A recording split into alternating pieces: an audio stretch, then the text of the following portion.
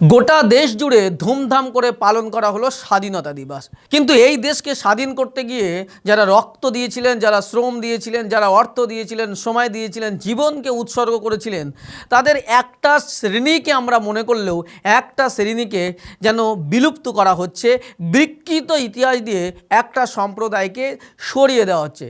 মুসলিম সম্প্রদায়, যে সম্প্রদায়ের বেশিরভাগ মানুষজন এই স্বাধীনতার জন্য জীবন সে উৎসর্গ করেছিলেন, সেই সমস্ত বেশিরভাগ মুসলিম স্বাধীনতা সংগ্রামীদের নাম ইতিহাসের পাতায় তোলা হয় না, তাদেরকে চেপে রেখে দেওয়া হয়, তাদের ইতিহাস মুছে দেওয়ার ষড়যন্ত্র চলছে।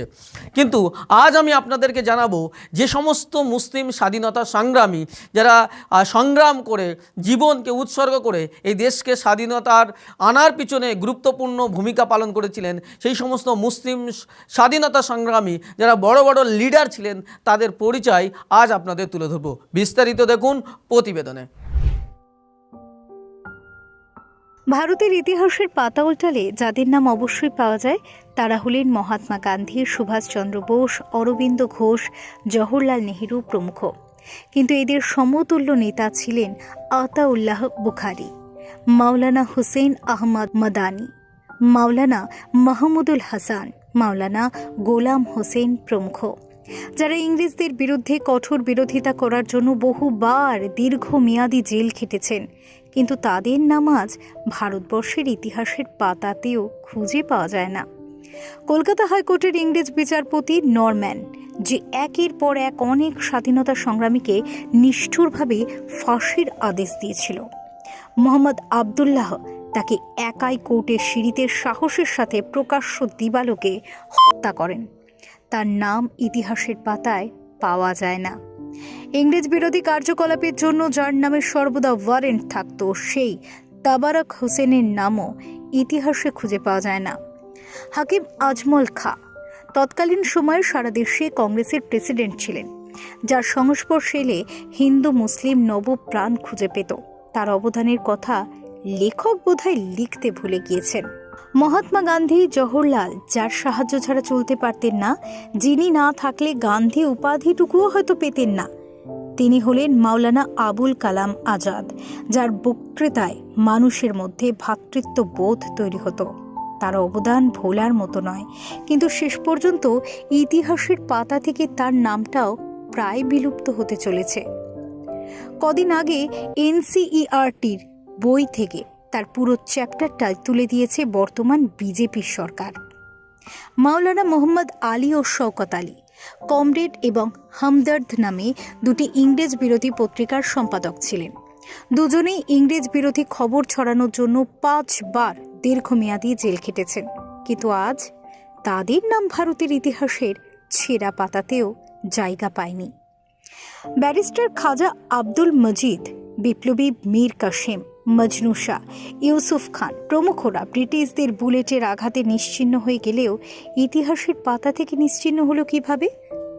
সেই প্রশ্ন কিন্তু থেকেই যায়। সুভাষচন্দ্র বসুর ডান হাত আর বাম হাত যারা ছিলেন, ইতিহাসে তাদের নাম খুঁজে পাওয়া যায় না।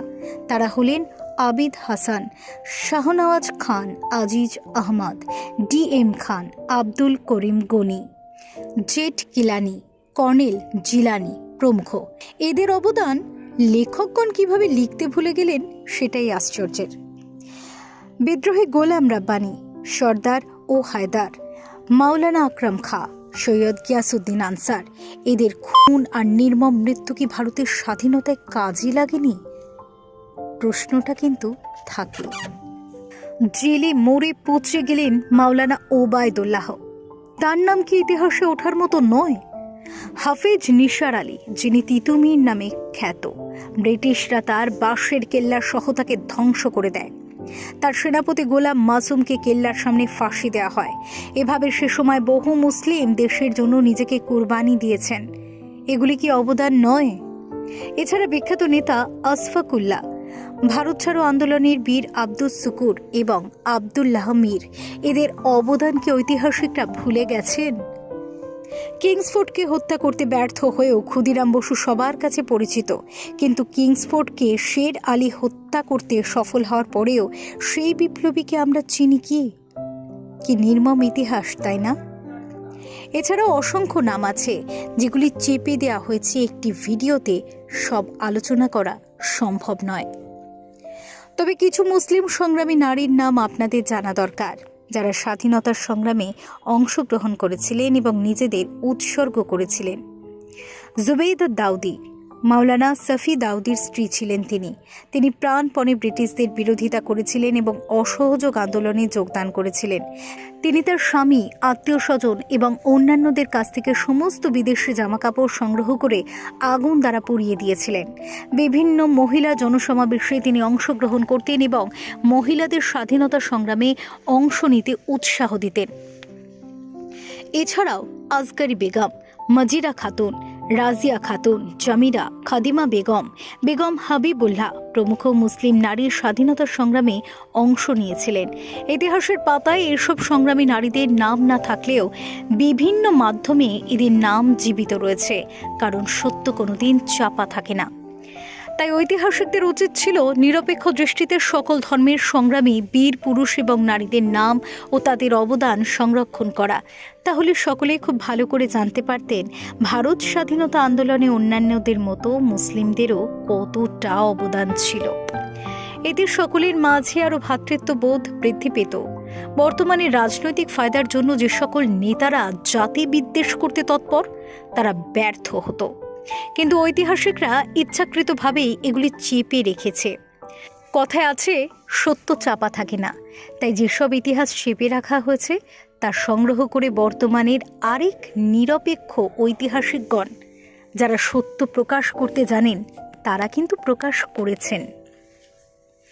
এ থেকেই পরিষ্কার, ভারতের স্বাধীনতা আন্দোলনে মুসলিমদের কোনো অবদান ছিল না, এটা সম্পূর্ণ ভুল। বরং স্বাধীনতা আন্দোলনে সবচেয়ে বেশি রক্ত ঝরেছে মুসলিমদের। ফেরো রিপোর্ট, গ্লোবাল।